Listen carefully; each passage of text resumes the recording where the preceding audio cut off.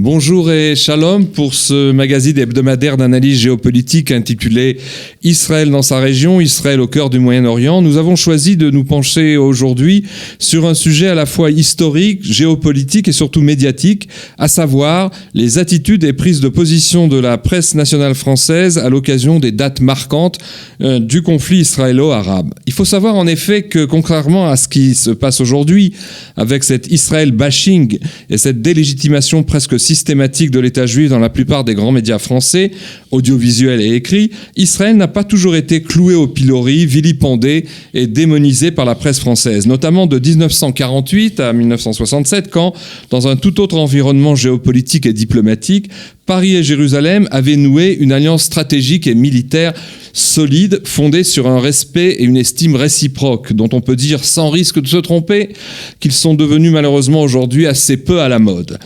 Rappelons quelques données de référence pour situer notre analyse. Tout d'abord, après que l'opération commune de la guerre de Suez, menée à la fin octobre 1956 contre l'Égypte par la France, la Grande-Bretagne et Israël, ait réussi au plan militaire mais échoué diplomatiquement, le grand tournant dans l'attitude des médias français à l'égard d'Israël a bien sûr été la période postérieure à la guerre des 6 jours de juin 67. C'est alors que, dans un mouvement d'inversion reprenant sans trop le savoir à son compte la propagande tiers-mondiste et anti-israélienne de l'Union soviétique communiste, alors qu'on était en pleine guerre froide, c'est alors que les médias français, mais aussi européens, ont subitement présenté les Israéliens sortis à la surprise générale victorieux de ce conflit comme le nouveau Goliath du Moyen-Orient, opprimant, entre guillemets, le petit David arabo-palestinien dont ils auraient entrepris l'occupation de territoires pris par la force. Fin de citation.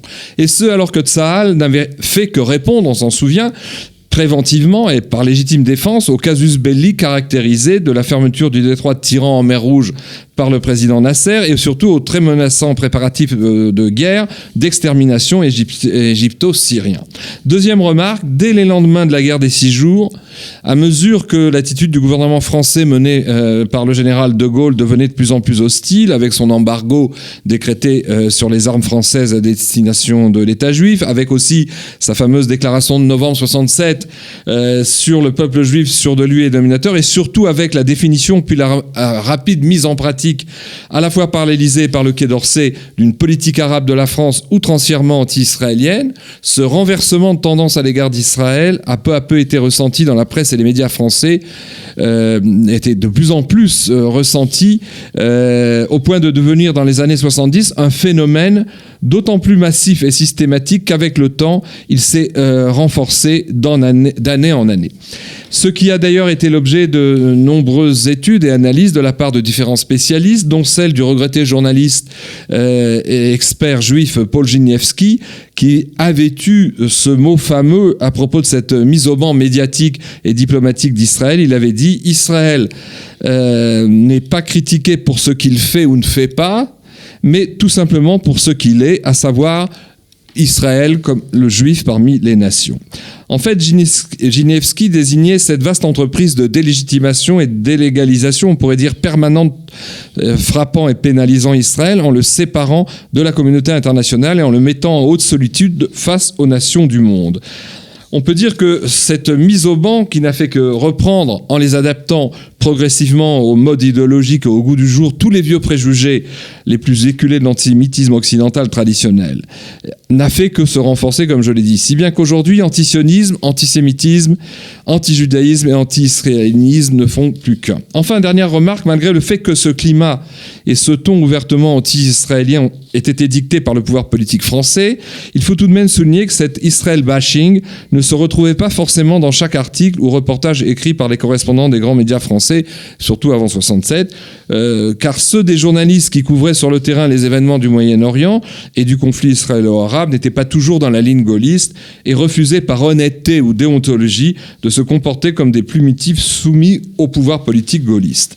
Il faut en effet attendre le triste et scandaleux épisode de la démission d'André Semama, ce juif d'origine tunisienne et excellent journaliste qui fut longtemps le correspondant du quotidien français Le Monde en Israël, pour que les grands titres de la presse française de l'Hexagone s'alignent peu à peu sur une réprobation d'Israël devenue un véritable système de traitement biaisé de l'information. Rappelons au passage, pour ceux qui l'ignoraient, que André Semama avait démissionné de son poste du Monde pour la seule et unique raison qu'après avoir écrit plusieurs articles et analyses optimistes favorables à la paix israélo-égyptienne en train de se faire, la direction parisienne du Monde était alors justement très hostile à ce processus en cours de rapprochement entre le Caire et Jérusalem, et donc ne partageait pas le ton optimiste de ces papiers.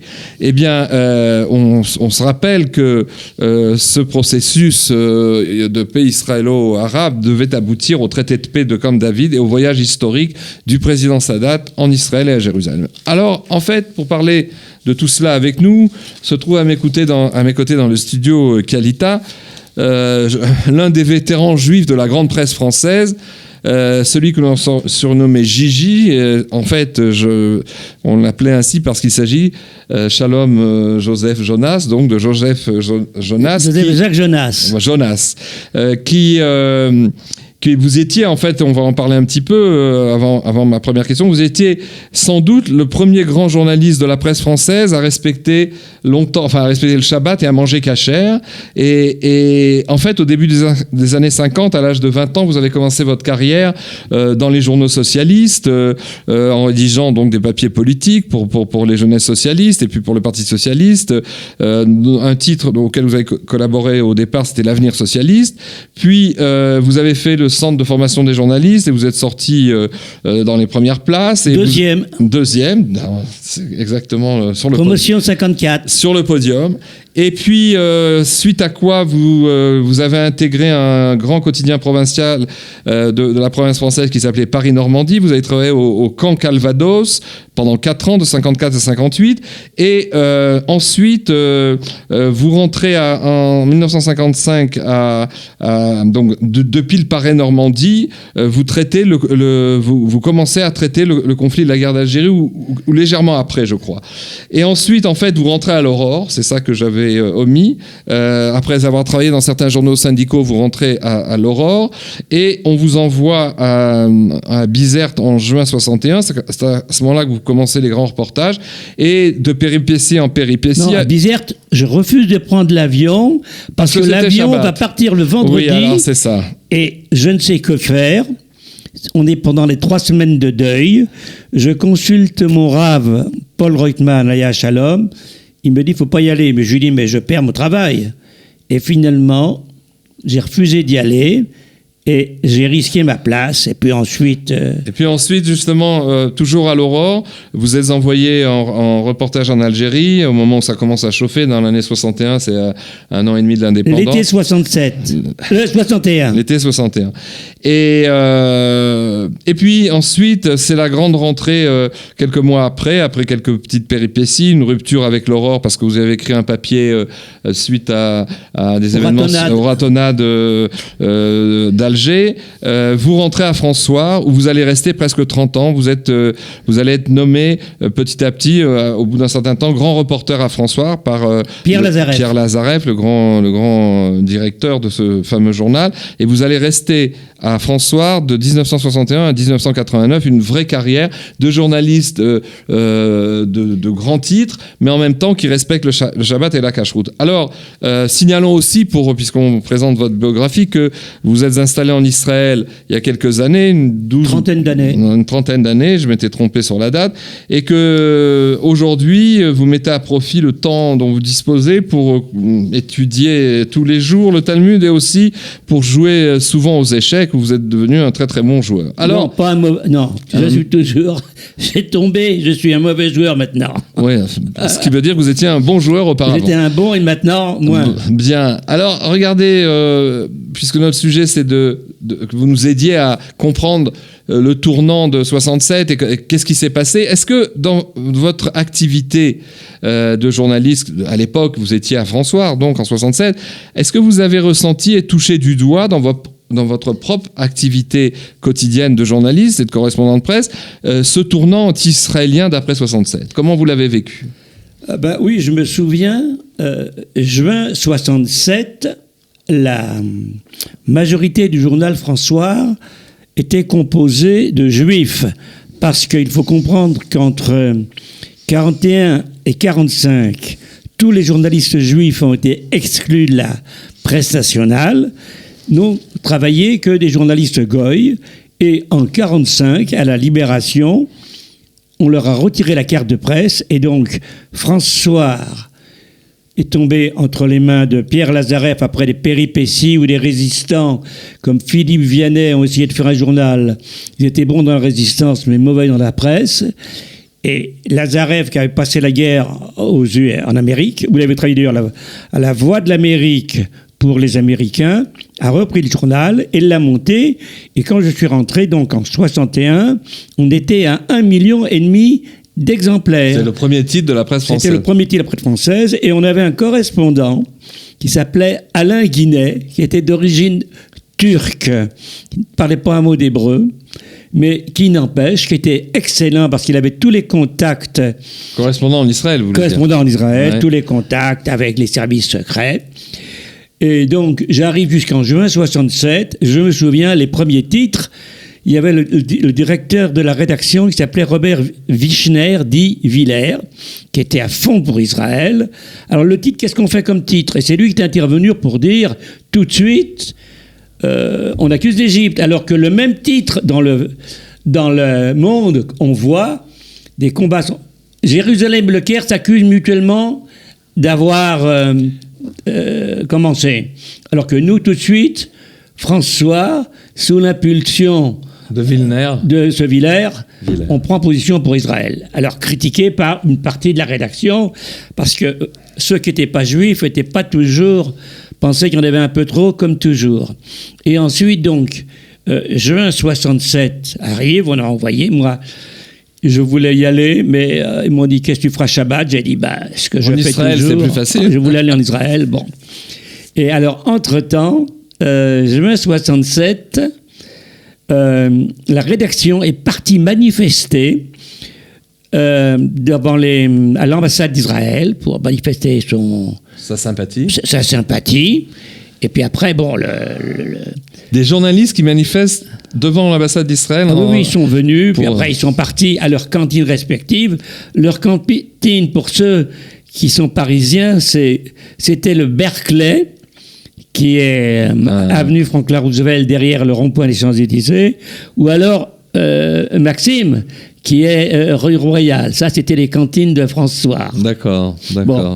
Et après, donc, je reviens en Israël. Alors, pour ma part, j'ai quand même réussi à couvrir une rencontre historique entre Sadat et Begin. La fameuse rencontre, oui. C'était dans les années dans les années 70 Oui, ou c'est 80. dans le processus de Grande David. C'est ça. Sadat vient à Haïfa. Moi, pour François, je descends au Carmel. Et je monte. Il y avait Begin et Sadat.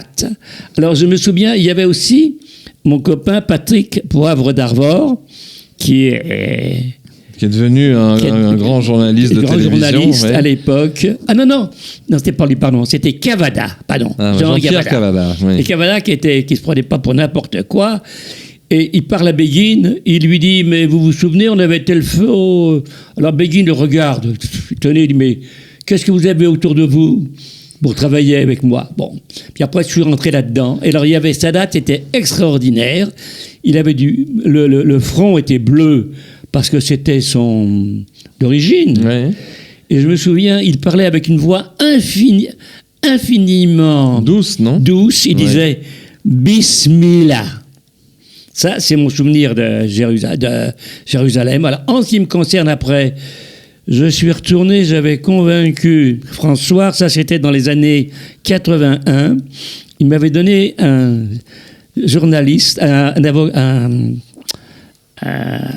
photographe brillant, Claude Champinot, qui malheureusement maintenant est à Perros-Guirec sur une petite chaise. Et pendant 8 jours, j'avais travaillé des sujets et on a parcouru Israël. La seule chose, lui, il conduisait parfaitement. On avait loué une grosse voiture. Le seul incident, l'anecdote, c'est qu'à un moment donné, on va à Miacharim pour faire des papiers, pour faire un sujet. Et lui, il referme bêtement les clés de sa bagnole. Dans l'intérieur. Dans l'intérieur. Alors là, tous les petits froums sont venus nous voir. Enfin bon, finalement, il va retrouver un serrurier. Donc alors là, à ce moment-là, j'ai tout couvert. On avait fait des sujets. L'un des sujets m'a aussi emmené. Alors ça, c'était avec le gouvernement israélien, le service de presse. On avait été à Quneitra. Oui. Sur le Golan, que nous occupons toujours. Et là, ils m'ont permis de rentrer dans les blocos où les types jouaient au cheshbesh. Ça veut dire les militaires. Comment on va le cheshbesh. Ouais, Est-ce que je traduis le mot? Je me souviens plus. Non, mais on sait ce que c'est. On sait ce que c'est le cheshbesh ici. Et il y avait des Israéliens d'origine russe. Je suis aussi allé sur le mont Hermon. Et en fait, j'avais emmené avec moi mon dernier fils, Michael Leib Avrom, Alayhi Shalom, qui malheureusement a été tué dans un accident de voiture en 1900, il y a une trentaine d'années. Oui, à la fin des années 80. Voilà, je l'avais emmené avec moi, donc il a été pendant tous ces 8 jours avec nous. Il était donc sur le Hermon, il a pu skier sur le Hermon. Et je n'ai qu'une seule photo de lui parce que ce Champineau ne voulait faire que des photos sérieuses, il avait peur que... Bon. Et là, j'avais vu déjà, il y avait déjà des parachutistes sur le mont Hermon. Alors j'ai une question sur cette époque-là, entre 67 et 73, et les lendemains de 73. Est-ce que vous semblez dire que, on peut dire ou non, que tous les journalistes ont tempéré ou pas tempéré avec ce changement de ton concernant Israël? Est-ce que ça a pris du temps entre 67 et 73? Parce que après il y a eu le choc pétrolier de la guerre de Kippour, et là le ton a changé encore à l'encontre d'Israël. Alors comment ça a été cette période entre 67 et 73 dans la presse française? On peut penser que les journalistes sont avant tout des hommes, à de rares exceptions près. Et Balzac avait tout dit dans un de ses romans où il disait à propos des concierges: on ne sait jamais ce que vous êtes. Quand vous avez l'occasion de voler, ou vous ne volez pas, c'est là où vous vous révélez. Et là, je dois dire que la plupart de mes confrères, comme tous les hommes, ont privilégié leur travail, leur emploi à la déontologie. Ils se sont alignés, à mon avis, d'une façon inconditionnelle sur les positions de leur direction. Parce que les directions, même... Par contre, François a été une exception. C'est qu'à un moment donné, François a eu, après la mort de Pierre Lazareff, Lazareff est mort en 72. On l'a enterré au Père-Lachaise. Et là, j'ai rassemblé les quelques juifs et j'ai dit le Kaddish. Pour lui. Pour lui. Il y avait d'ailleurs sur les murs du Père-Lachaise: on te vengera, Pierrot. Et je me suis dit, tiens, il parle de Lazareff, pas du tout. C'est qu'à l'époque, on avait tué un nommé Pierre Auvernay, qui était un maoïste, qui avait été tué par un nommé Tramoni. Un garde de sécurité. Un des chefs de sécurité de Renault. Ouais. Donc, on te vengera, Pierrot. Et j'en reviens donc à ta... Oui, alors les journalistes... Et donc les journalistes, en fait, se sont alignés inconditionnellement. Et moi, si vous voulez, au début, par exemple, pour en revenir à la période importante, lorsque le Monde a commencé à dominer non seulement la presse française, mais il donnait le ton. Le ton. Même les ministres ouvraient le Monde avant de regarder les dépêches du Quai d'Orsay. Alors, il y avait 2 journalistes. L'un, c'était Éric Rouleau, brillantissime, c'est un juif égyptien, mais qui n'était pas du tout de nos amis. Il y en avait un autre qui est encore plus brillant que lui, qui s'appelait Édouard Sablier, qui était un juif irakien. Alors lui, tout à fait convenable. Alors que ce Éric Rouleau a été, à mon avis, le pionnier de Israël bashing. De l'Israël bashing. Alors que Sablier a maintenu le... Alors après, pour en venir au Monde, parce que ça... Il y avait parmi les pires, il y avait nommé Alain Frachon, qui s'est vraiment distingué. Tu es devenu rédacteur en chef ou directeur? Oui, maintenant que là-bas, enfin, je sais pas. Ça, c'était dans les années, je pense qu'il a dû prendre sa retraite maintenant. En 80, il était même correspondant ici. Il a été correspondant, mais enfin, très, très, très mauvais. J'avais un copain aussi, Philippe Gély, qui était un copain, qui était au Figaro, qui a pris des... Je crois qu'il est passé au Point maintenant, qui n'était pas très favorable à nous, mais enfin, moi, j'étais copain avec lui. Il y avait enfin, là, j'ai une anecdote, c'est qu'à France Soir, il y avait une journaliste brillante qui s'appelait Eva Fournier. Eva Fournier était une journaliste d'origine ashkénaze, mais qui néanmoins avait des idées progressistes. Alors on l'avait envoyé couvrir 67, et qu'est-ce qu'il nous avait fait comme papier? Un papier pleurnichard où elle mettait en scène des Palestiniens qui étaient entre les deux frontières, et le papier, je me souviens, un très brillant papier, en disant « Met ». À la fin, ça terminait par le mot « Met ». Ah oui. Oui. Et par contre, il y a eu donc dans toute cette presse une éclaircie. À un moment donné, France Soir, dont après la mort de Lazareff, est tombé comme journal. D'ailleurs, maintenant, il n'existe plus. Et il est tombé entre les mains d'un nommé Paul Winkler. Paul Winkler était un journaliste né en Hongrie, mais très intelligent, qui, dans les années 20, avait eu l'idée d'acheter le journal de Mickey aux États-Unis, qui avait créé une agence qui s'appelle Opera Mundi, auquel il avait embauché un juif qui s'appelait Charles Ronsack, d'origine ashkénaze. Et lui, il s'était pris d'amour pour Israël. Et les quelques années où il a dirigé France Soir, dans les années 75 ou quelque chose comme ça, il était à fond pour Israël. Et à ce moment-là, les journalistes, ils avaient des instructions. Tout ce qui était Mobrel, il le rayait. Alors là, qu'est-ce que je partais sur Winkler? J'avais une autre anecdote à part ça. Une fois après, j'ai eu après comme directeur Philippe Bouvard. Ah, le fameux Philippe Bouvard, qui a maintenant moi j'ai 88 ans et demi, et lui a 80 ans et demi, et il continue à écrire. On le trouve encore dans le Figaro Scope. Et alors, j'ai eu affaire, à un moment donné, il était directeur de ce journal, de France Soir, et à un moment donné, il y avait un papier. À ce moment-là, j'ai travaillé, à un moment donné, je collaborais au desk comme tous les journalistes. Il y avait un papier sur Israël, et je l'avais apporté à Bouvard, et il y avait le côté palestinien.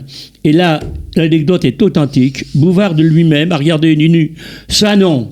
Et de lui-même, il a arraché la page qui donnait le point de vue du Palestinien.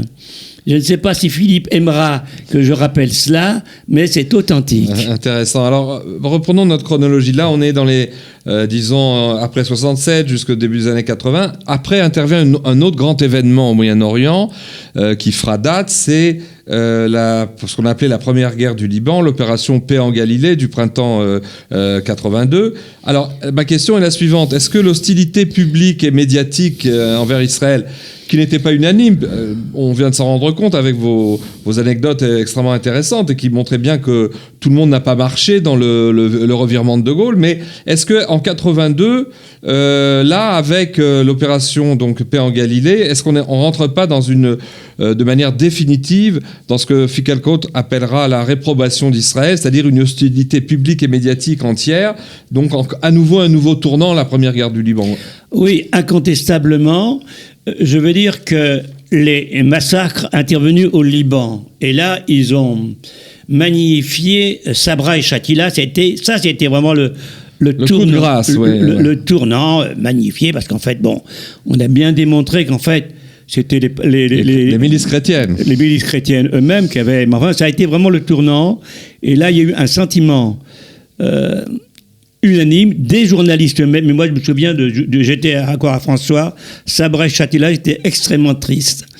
Et j'avais un copain à moi qui était un des plus grands journalistes que j'ai jamais rencontré. Il s'appelle Maurice Fabre. Grand talent, très très grand talent. À France Soir, il était ? Il était à France Soir, il était critique cinématographique. On racontait qu'il était assez paresseux, qu'il n'allait pas voir toujours les films, mais qu'il était bien meilleur en écrivant les papiers sur son fauteuil que ceux qui voyaient les films. Et il m'avait dit, mais c'est pas grave, Gigi, ça passera comme ça. Comme tout ça avait créé un émoi, mais qui était... Oui. Et Sabra Shatila a été vraiment le tournant. du Israël bashing. Vas-y. Et justement, pourquoi est-ce que il y a eu, je me souviens, à cette époque-là, on avait même, il y avait eu un appel dans Libération. Dans Libération et aussi dans Le Monde, notamment des chrétiens de gauche, de témoignages chrétiens, qui avaient comparé le siège de Tzahal autour de Beyrouth pour chasser l'OLP au ghetto de Varsovie. Mais oui, il y avait Georges Montaron, qui a été convenable sous l'occupation parce qu'il était dans les réseaux chrétiens avec anti-nazis, les proches du cardinal Gerlier, mais lui, après, était devenu rabiquement anti-israélien. Et c'est lui qui avait imprimé, d'ailleurs je lui avais écrit à l'époque, parce qu'il se trouve que moi, dans ma vie antérieure, en 1943, j'avais été abrité au séminaire de Courpierre, dans le Puy-de-Dôme en Auvergne, parce que mes parents pensaient que on avait peu de chance de s'en sortir. Vous étiez enfant caché, donc. J'étais enfant caché, mais j'étais séminariste, où j'avais été brillant, j'avais fait une bonne année d'école, et je lui avais écrit.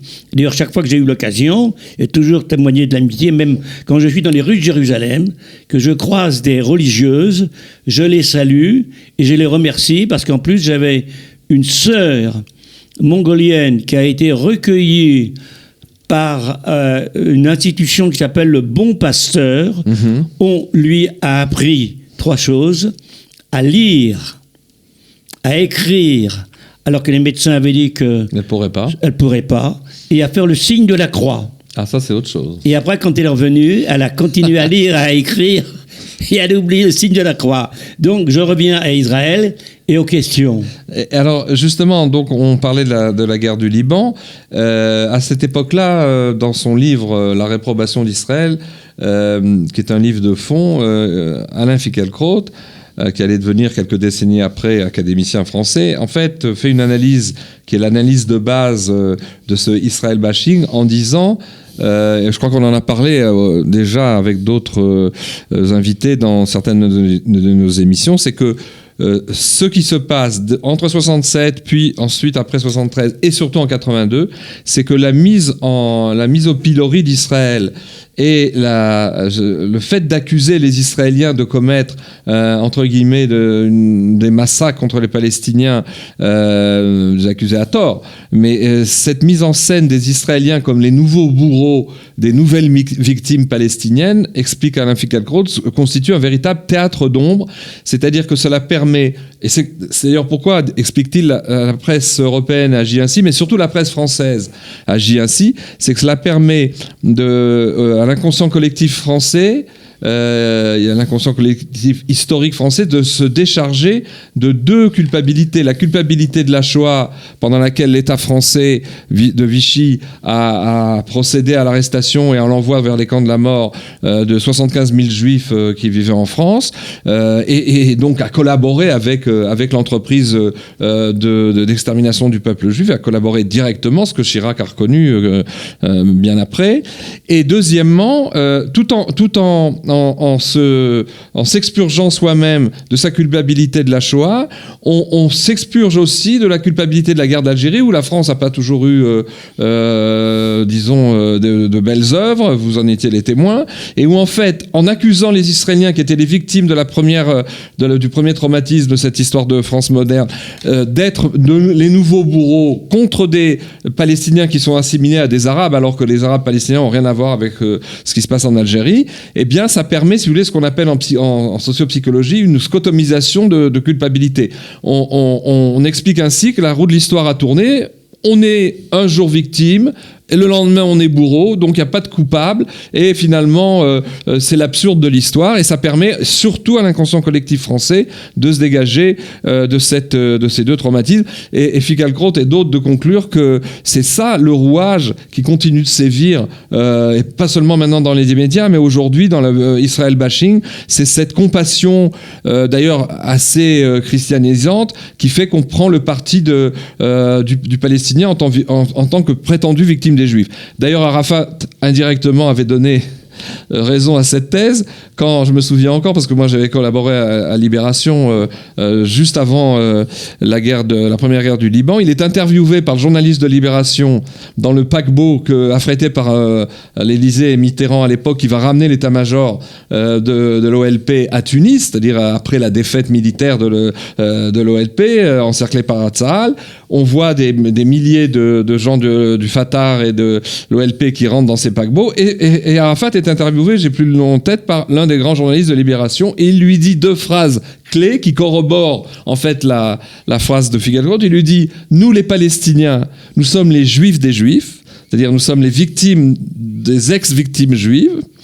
Et il lui dit, pour boucler la boucle, il lui dit, mais bien sûr, Jésus était le premier Palestinien. C'est-à-dire deux âneries, deux contre-vérités, mais qui sont très habiles et qui mettre de l'huile dans les rouages de l'Israël bashing. Alors comment après ça s'est passé, après la guerre du Liban et jusqu'aux 2 intifadas on a parcouru toute l'histoire. Les intifadas de 1987, vous étiez déjà presque en fin de carrière, et l'intifada de l'an 2000. Comment ça a continué cet Israël bashing après la guerre du Liban, avec les accords d'Oslo au milieu? Ça a continué. Les gens, Israël, et donc comme tu l'as raconté, comme tu l'as précisé, les gens même, le côté ultra-gauche, c'était qu'Israël était le relais. Moi, je prenais une fois à 2 des types en stop, ils me disaient, mais Israël, c'est le relais du capitalisme. Et de l'impérialisme. Le relais de l'impérialisme. Mais je voudrais me revenir vers une incidente. On parle beaucoup de Gaza, malheureusement. Ça ne se passe pas très bien. Eh bien, moi, lorsqu'en octobre 1955, j'avais donc passé 1 mois en Israël, à ce moment-là, le seul événement, on venait de découvrir du pétrole. À Gaza.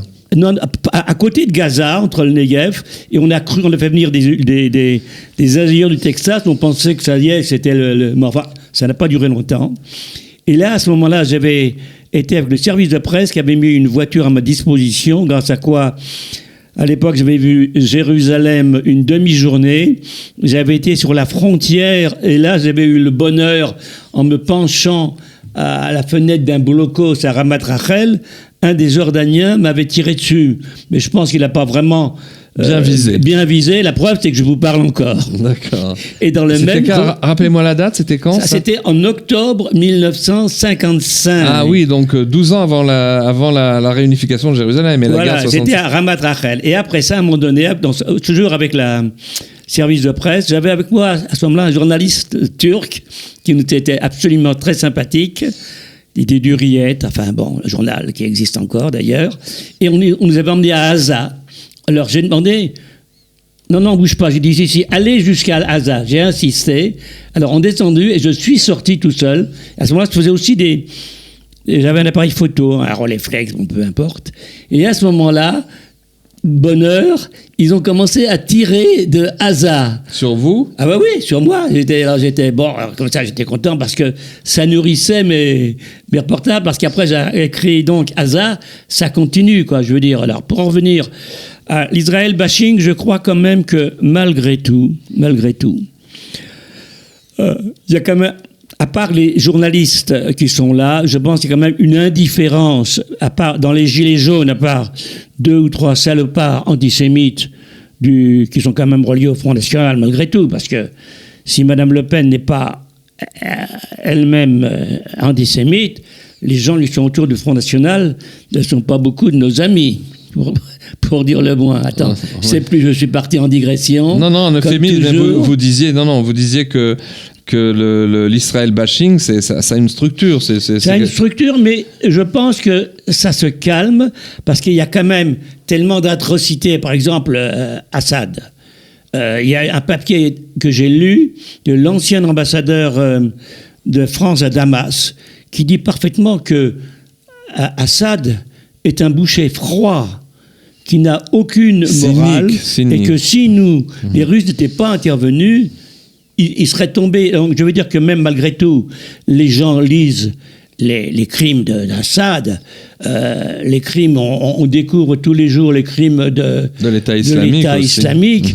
Et ce qui a secoué quand même, lorsqu'on a mitraillé les gens là du côté où j'allais jouer aux échecs quand j'allais à l'hôpital Saint-Louis, mais les terrasses, parce que moi je descends des places de la République, parce que maintenant ça y est, François, c'est fini. En fait allusion aux grands attentats. Et alors là, je crois quand même que... Aux grands attentats à Paris. Les grands attentats, le Bataclan, ce qui a présenté le Bataclan quand on a tiré sur les terrasses. Et ça, je crois quand même qu'il y a un retournement dans l'opinion, qu'Israël est devenu, à part quelques excités comme Soral et compagnie, je crois quand même que ça s'est calmé et que l'Israël bashing...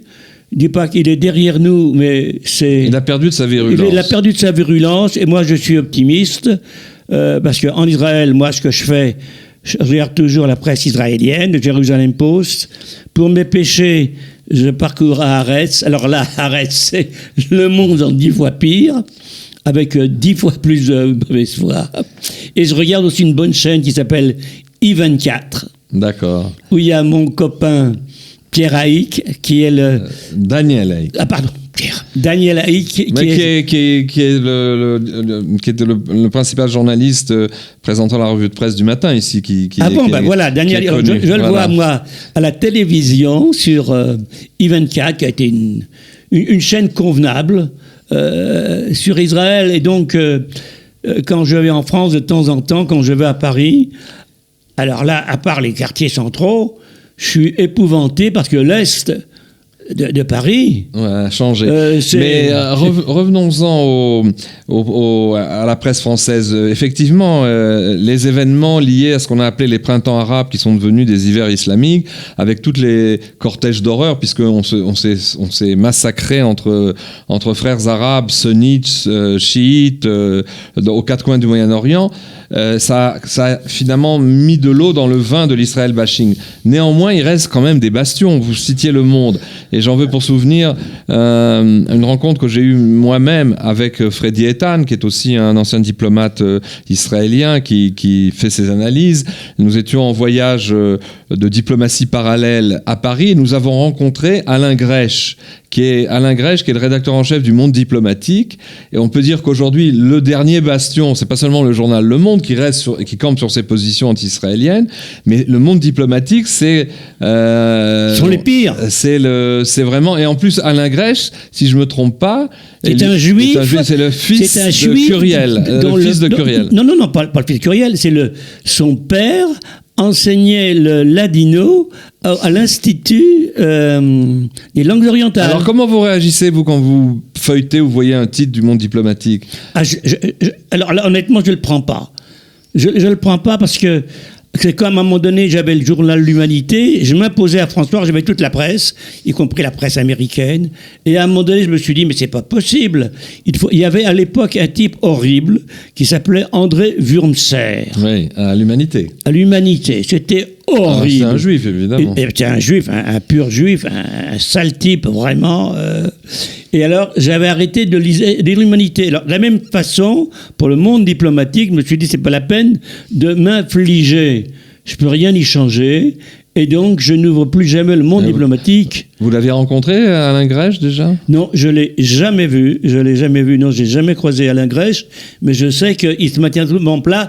Il écrit des livres encore, toujours obstinément contre Israël. Et même, il est le pire. Je veux dire, c'est le pire. Par exemple, c'est un peu comme moi, je lis le Times. Tous les jours, je joue le New York Times parce que mon anglais est très bon, à 90%. Ce sont les pires, les journalistes du Monde, du Time. Mais est-ce qu'on ne peut pas dire d'une manière générale, vous qui avez vécu au cœur de la grande machine de la presse écrite française dans toutes ces décennies, est-ce qu'on ne peut pas dire que justement, souvent les journalistes juifs, quand ils sont anti-israéliens, ils sont encore plus virulents que les autres ? Et alors, comment vous analysez ça ? C'est une évidence, ça s'appelle la Selbsthasse. La haine de soi. La haine de soi, en allemand, dont le précurseur codifié a été un philosophe juif autrichien. Theodor Lessing. Non, Pas lui. à part les signes. Oui. Ah non, beaucoup, après, juste au 19e siècle, j'ai oublié son nom, Et c'était alors le qu'est-ce que- prototype. Et donc, cette Selbst à se poursuit maintenant. Et dès qu'un journaliste juif qui travaille un peu dans un journal, tout de suite, d'ailleurs, moi-même, pour en revenir à Paris-Normandie, où mon directeur s'appelait Pierre-René Wolf, un type étonnant, qui était hémiplégique, T'es et juif, qui lui aussi. était un pur juif d'origine ashkénaze. Et à part ça, il avait écrit des romans étonnants. Martin Roumaniac, dont on avait tiré un film avec Marlène Dietrich et Jean Gabin, je crois. Et alors, qu'est-ce qu'il Et alors, quand j'avais fait mon reportage dont je parle en octobre 55, j'avais écrit une centaine de feuillets où je racontais Israël. Alors, je pensais qu'il allait le publier dans le journal Paris-Normandie, dont j'étais à l'époque collaborateur. Il me l'avait envoyé en disant, écoutez, non, c'est partial, il faut faire quelque chose. Il faut le changer. Alors, qu'est-ce que j'ai fait? À ce moment-là, j'avais rencontré le directeur de l'agence de presse parisienne, j'ai oublié son nom, et lui, il l'a diffusé dans les journaux de province. Et cette série d'articles qui avait été jugés par ce Pierre-René Wolf, ont été publiés dans La Voix du Nord, dans La Dépêche du Midi, dans La Bourgogne Dans Libre, les grands titres de la province. dans tous les grands titres de la province. Tous les titres, ça veut dire que, à la limite, un juif, sauf s'il est vraiment convenable, ne doit pas parler d'Israël. Par exemple, je rappelle aussi quand même de souvenirs, parmi les journalistes goy qui ont été très très bien pour Israël, il y avait Yves Cuot qui était à l'Express. Ouais. Et même Françoise Giroud a été tout à fait convenable pour Israël. Et je voulais rappeler quelqu'un, mais ça m'est sauté. Et finalement, aujourd'hui, est-ce que les jeunes journalistes, c'est pour ça que l'analyse de Figelcourt reste pertinente, c'est que les jeunes journalistes qui sortent des écoles ou qui deviennent journalistes de radio ou de réseaux sociaux même, eux n'ont connu ni la guerre d'Algérie, ni encore moins l'occupation. C'est une période qu'ils n'ont pas connue. Mais l'inconscient collectif français reste marqué par ces deux problèmes. Même si on a affaire à des journalistes de 25-30 ans, il y a des préjugés et des marques historiques qui continuent de sévir.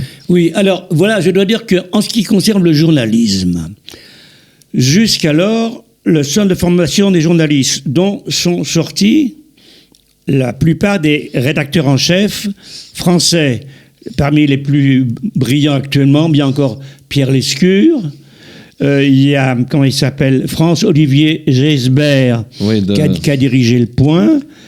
Il y a Laurent Geoffrin, à Libération. Mais maintenant, le centre de formation des journalistes est tombé entre les mains de gauchistes qui ont déformé toute une génération de jeunes apprentis journalistes. Et avec tous ces défauts, je voudrais parler d'un nommé François Ruffin, dont je ne suis pas sûr qu'ils soient entièrement de nos amis, mais qui sévit, qui est devenu député pour la France insoumise. De Mélenchon. Et lui, il a été au centre de formation des journalistes. Et il n'avait pas aimé l'enseignement. Il a écrit un livre qui s'appelle « Les petits soldats du journalisme », où il dénonçait cet enseignement à monocorde.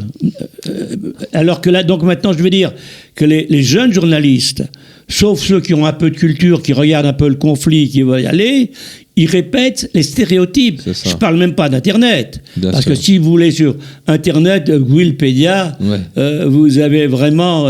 c'est une espèce de... J'avais dit aussi, je citais toujours le mot à la défaveur de mes petits-enfants, que Internet... ça, c'est un mot attribué à Pierre Goncourt, au prix Goncourt, j'ai oublié son nom, parce que malheureusement, les noms... Oui, alors, qu'est-ce que c'était Internet, pour moi, c'est la poubelle de l'information. Bien sûr.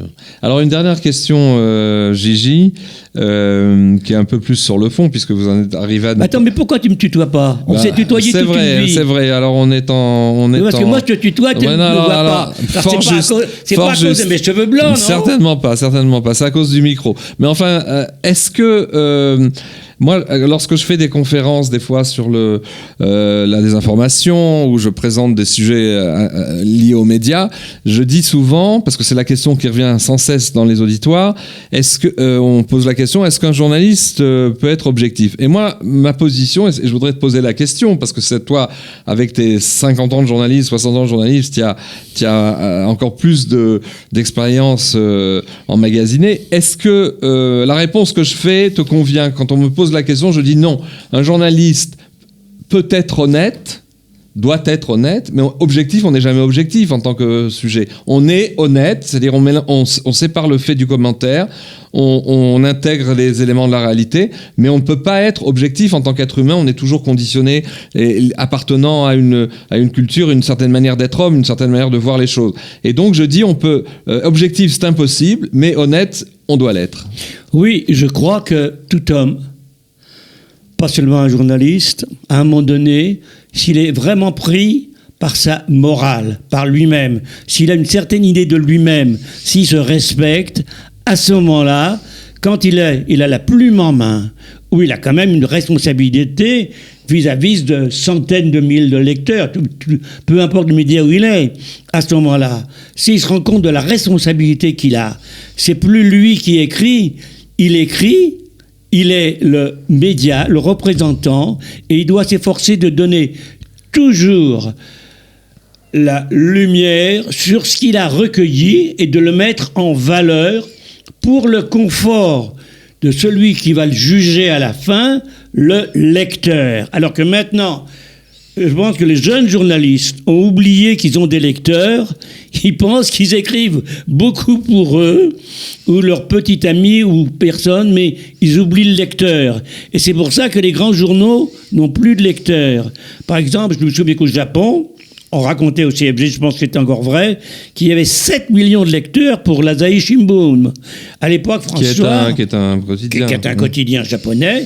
À l'époque, François, il y avait 1,5 million de lecteurs.